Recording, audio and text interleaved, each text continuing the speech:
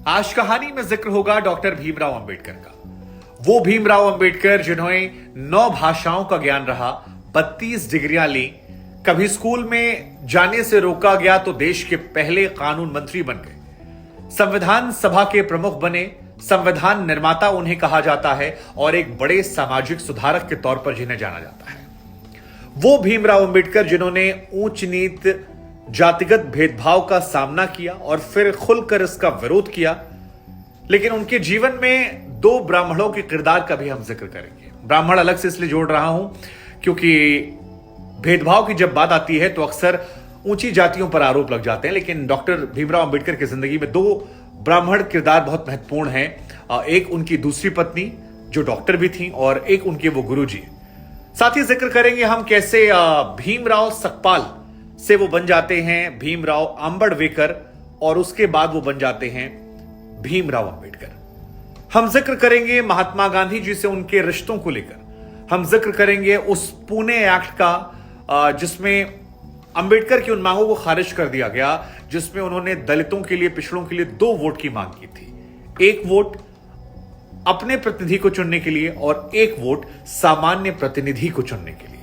वो किस्सा क्या था, कैसे बेमन से उन्हें यह मानना पड़ा, ये सारी बातें आपको बताएंगे, इसलिए इस वीडियो को सुनिएगा और शेयर जरूर। मां का नाम भीमाबाई और पिताजी का नाम रामजी मालोजी सकपाल। डॉक्टर अंबेडकर जो हैं वो महार जाति में पैदा हुए थे और इस जाति को लेकर कहा जाता है कि उस दौर में ये एक ऐसी जाति थी जो उपेक्षित जाति थी। छुआछूत, ये तमाम चीजें, जातिगत भेदभाव उस दौर में चरम पर था और इसी वजह से इन तमाम परेशानियों का सामना उन्हें शुरू से करना पड़ा। वो इन संघर्षों से गुजर रहे थे, लेकिन क्योंकि महाराष्ट्र कोंकण के आंबड़वे गांव में उनका रिश्ता था तो उनके पिताजी ने उनका नाम जो है वो सकपाल की जगह पर आंबेडकर कर दिया था। ये शुरुआत की कहानी है जब उनका नाम भीमराव सकपाल से आंबेडकर हुआ है। इसके बाद जब वो स्कूल में पढ़ने जाते हैं तो वहां पर एक कृष्णा अंबेडकर करके शिक्षक होते हैं। ये कहा जाता है कि उन शिक्षक के साथ इनके रिश्ते बहुत अच्छे थे और जिस तरह से डॉक्टर अंबेडकर बचपन में सवाल जवाब किया करते थे या जो उनके अंदर जानने की जिज्ञासा थी या अपने समाज को ऊपर उठाने का जज्बा था, वो उन शिक्षक के साथ उनकी बॉन्डिंग को बेहतर कर देता है और उसके बाद वो कृष्णा महादेव अंबेडकर जो होते हैं वो अपना सरनेम ले लेते हैं। इस बात की पुष्टि इनके खानदान के जो बाकी लोग अभी हैं कई बार टीवी चैनलों पर कर चुके हैं कि वहीं से इन्होंने ये अंबेडकर लिया है। बाकी परिवार के लोग अभी भी। साल 1906 में डॉक्टर अंबेडकर की पहली शादी जो है वो रमाबाई जी से होती है, बाल विवाह होता है। इनके 5 बच्चे होते हैं, हालांकि एक को छोड़कर बाकी सभी की मृत्यु हो जाती है। लेकिन इसके बाद राजनीतिक जीवन काल में काफी उथल पुथल चलता है और साल 1947 में इनकी मुलाकात होती है एक महिला से, डॉक्टर शारदा कबीर। डॉक्टर शारदा कबीर के पास डॉक्टर अंबेडकर जाते हैं और कहते हैं कि मेरे साथी, मेरे अनुयायी मुझसे कह रहे हैं कि अब वो वक्त आ गया है कि तुम्हें ख्याल रखने के लिए किसी जीवन साथी को फिर से जीवन में लाना चाहिए। वो इशारों में बात करते हैं। डॉक्टर शारदा कबीर जो है उनकी बातों को समझ नहीं पाती हैं। वो कहती हैं, हाँ डॉक्टर साहब, आप बिल्कुल सही कह रहे हैं, आपको जीवन में किसी को लाना चाहिए, हम दोनों मिलकर खोजेंगे। लेकिन जब डॉक्टर अंबेडकर अपनी बातों को स्पष्टता से नहीं समझा पाते हैं तो बाद में डॉक्टर शारदा कबीर को वो एक चिट्ठी लिखते हैं और इस चिट्ठी में अपने दिल की बात वो लिखते हैं। वो कहते हैं कि मेरे अनुयायियों को लगता है कि अगर कोई जीवन साथी मिल जाएगा तो मेरी उम्र लंबी हो सकती है, मेरा ख्याल रखा जा सकता है। मैं चाहता हूं कि तुम मेरी जीवन साथी बन जाओ, लेकिन मैं तुमसे यह भी कहता हूं कि अगर मेरी ढलती उम्र और मेरी बीमारियों को देखते हुए, बढ़े उम्र गैप को देखते हुए तो मुझे मना करोगी तो भी मैं इससे अपमानित महसूस नहीं करूंगा।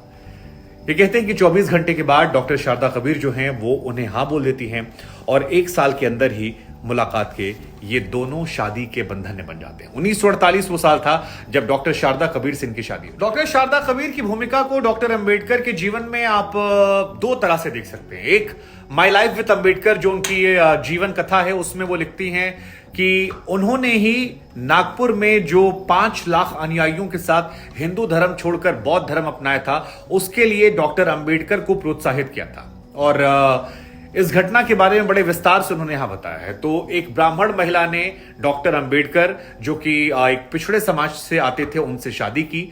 उसके बाद दोनों ने मिलकर समाज सुधारक तौर पर बहुत सारे कदम उठाए और उसके बाद उस किताब के जरिए जो बातें आती हैं उसमें इन दोनों ने एक साथ मिलकर नागपुर में हिंदू धर्म से बौद्ध धर्म को अपना लिया, जिसे आज भी सबसे बड़ा धर्मांतरण मानाता है। 5 लाख लोग एक साथ हिंदू धर्म से बौद्ध धर्म में चले आते हैं। ये एक बड़ी भूमिका है। डॉक्टर अंबेडकर ने इनको लेकर कई जगह पर मेंशन किया कि इनकी वजह से मेरे जीवन में मैंने 8-10 साल और गुजारे। हालांकि इन दोनों के जीवन में एक दुखद लम्हा तब आया जब डॉक्टर अंबेडकर और डॉक्टर सविता जो हैं वो मां बाप बनने वाले थे, लेकिन तभी अस्पताल में उनकी पत्नी का गर्भपात हो जाता है। वो बच्चा कभी दुनिया में नहीं आता और उस घटना ने कहते हैं कि डॉक्टर अंबेडकर को काफी हद तक तोड़ दिया था। लेकिन इन दोनों ने साथ मिलकर समाज सुधारक कदम के तौर पर बहुत सारी चीजें की और यही वजह है कि जब डॉक्टर अंबेडकर की जीवन कथा सुनाई जाती है तो उसमें उनकी दूसरी पत्नी का जिक्र जरूर। डॉक्टर अंबेडकर की पत्नी डॉक्टर शारदा ये बताती हैं कि उनके पिताजी जो थे वो बहुत प्रोग्रेसिव थे। उनके 8 बच्चे थे और 8 में से 6 बच्चों ने इंटर कास्ट शादी उस दौर में की थी, जो ये बताता है कि उनके पिताजी जात पात से ऊपर थे और खुले विचारों वाले थे। डॉक्टर अंबेडकर के बारे में हालांकि बहुत सारी किस्से कहानियां और भी हैं जो आपको जानना चाहिए। मसलन उनके पास मृत्यु के वक्त 35,000 किताबें थी। आप सोचिए 35,000 किताबें। डॉक्टर अंबेडकर के पास 32 डिग्री थी, ये भी अपने आप में बड़ा दिलचस्प है। डॉक्टर अंबेडकर को 9 भाषाओं का ज्ञान था। सो आप समझ सकते हैं कि उनका इंटेलिजेंस लेवल जो था वो बहुत ज्यादा था और यही वजह शायद है कि जब ड्राफ्टिंग कमेटी तैयार हो रही थी संविधान को लेकर तो उन्हें विरोध के बावजूद शामिल किया गया, क्योंकि उनके विरोधी भी उनके काबिलियत पर शक नहीं करते थे। उनके विचारों से भले ही वो अलग अलग मतभेद रखते हों, लेकिन उन पर कभी शक नहीं किया गया। उनके बागीचों की बड़ी तारीफ की जाती है। द डेली अखबार का है एक ब्रिटिश का, जिसने उनके बागीचों को लेकर एक बड़ा लंबा चौड़ा लेख लिखा था, जिसमें कहा गया था कि ऐसे खूबसूरत बागीचे उस दौर में कहीं देखने को नहीं मिलते थे। उन्हें कुत्ते पालने का बड़ा शौक था। खाने को लेकर कहा जाता है कि बहुत ही साधारण खाना पसंद था, साग, और कभी भी वो बाहर जाकर खाना पसंद नहीं करते थे। उनके जीवन को 2 हिस्सों में देखा गया, एक उनकी पहली पत्नी के साथ, एक उनकी दूसरी पत्नी के साथ। लेकिन किस्सा गांधी जी के साथ भी है जो आपको जानना चाहिए। डॉक्टर अंबेडकर का पूरा जीवन जो था वो दलितों के उत्थान में लगा रहा। अछूतों को वो आगे बढ़ावा देते रहे और उनकी कोशिशों का असर था कि साल 1909 में अछूत समाज के लिए उस दौर में आरक्षण के प्रावधान को पहली बार लगाया गया। लेकिन डॉक्टर अंबेडकर को लगता था कि ये लड़ाई यहीं पर खत्म नहीं होती। इसके लिए उन्होंने और कोशिशें की और अगली कोशिश थी दलितों को 2 वोट देने का अधिकार दिलाने, अलग से निर्वाचन क्षेत्र बनाने के लिए। डॉक्टर अंबेडकर की कोशिशों का असर यह था कि 16 अगस्त साल 1932 को अंग्रेजों ने इसे लागू कर दिया और ये डॉक्टर अंबेडकर को लगता था कि दलितों के उत्थान में एक बहुत बड़ा कदम हो सकता है।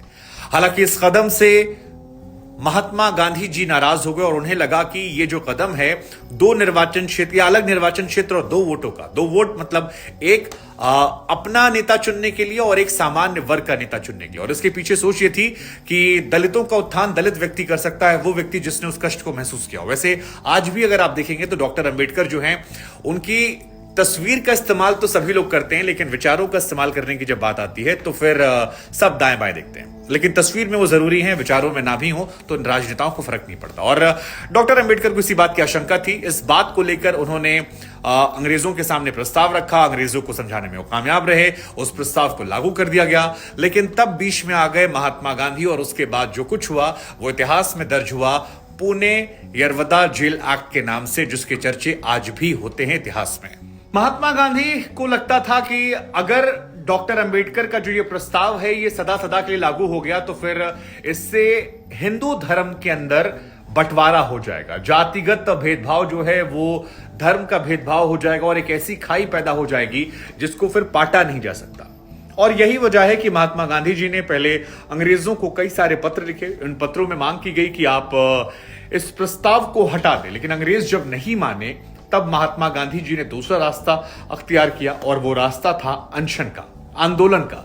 महात्मा गांधी इसके विरोध में अनशन पर बैठ जाते हैं और इसके बाद ये अनशन आंदोलन बढ़ता जाता है। हालांकि डॉक्टर अंबेडकर जो थे वो भी इस बात पर अड़े हुए थे कि वो इस प्रस्ताव से पीछे नहीं हटेंगे और इस पर डटे रहेंगे, ये दलितों के उत्थान के लिए बहुत जरूरी है। लेकिन जब बापू की तबीयत बिगड़ती चली गई और उस अनशन में वो लगातार बीमार पड़ते गए, तब देश में उस वक्त भी गांधी जी की प्रसिद्धि अपने चरम पर थी। अंबेडकर को चौतरफा विरोध का सामना करना पड़ा। विरोध अंदर से भी उनके आसपास आया, उनके लोगों ने विरोध जताया क्योंकि बापू की इज्जत हर समाज में थी।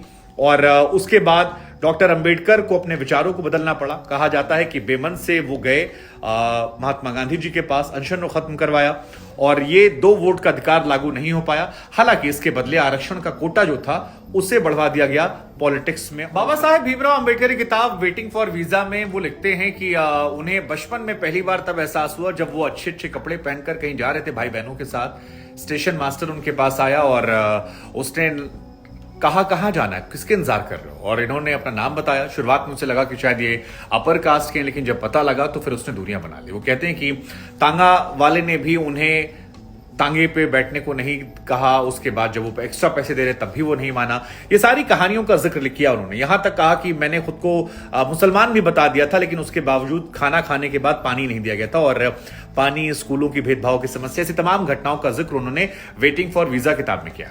हालांकि महात्मा गांधी जी को लेकर एक किस्सा भी है कि महात्मा गांधी जी को लगता था शायद वो एक ब्राह्मण व्यक्ति हैं जो दलितों और वंचितों के हक की बात करते हैं। और एक बार महात्मा गांधी जी ने कहा भी था कि मैं तब से वंचितों की सेवा कर रहा हूं जब आप पैदा भी नहीं हुए थे। लेकिन उन्होंने कहा कि कांग्रेस कभी भी दलितों के उत्थान को लेकर सीरियस नहीं है। अगर सीरियस होती तो फिर आप लोग खादी को अनिवार्य करने के साथ साथ दलितों के भेदभाव के खिलाफ विरोध भी अनिवार्य करते। आप लोग सुनिश्चित करते कि जो आदमी दलित विरोध करेगा उसे पार्टी में नहीं रखेंगे, जो दलितों के मंदिर जाने का विरोध करेगा उसे शामिल नहीं करेंगे, जो दलित के बच्चे को पढ़ाएगा नहीं उसका विरोध करेंगे, जो दलितों के साथ खाना खाने से इंकार करेगा उसका विरोध करेंगे। इसलिए कांग्रेस से उनकी राय थोड़ी अलग अलग थी। लेकिन बाबा साहब को याद करना जरूरी है, याद इसलिए भी क्योंकि जातिगत भेदभाव को पूरा करने हमें लगा इस कहानी के जरिए डॉक्टर अंबेडकर को अपने शब्दों में हम याद करें, उनके बारे में कुछ बातें आपको बताएं, समझाएं, और खुद भी इसी बहाने उनको पढ़ने का, समझने का मौका मिला। वरना डॉक्टर अंबेडकर के बारे में यही माना जाता है कि उनके नाम का इस्तेमाल ज्यादा किया गया।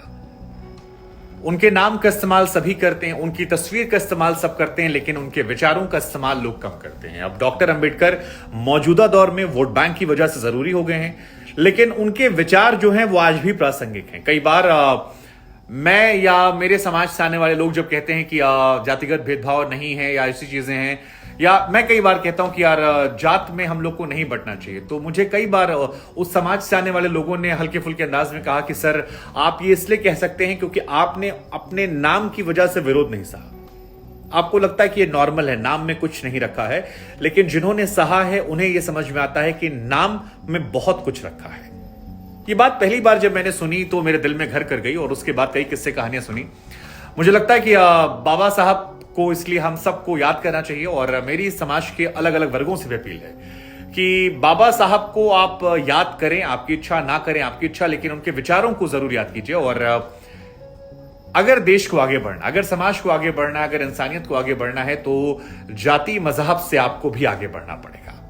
बाकी जय हिंद, जय भारत।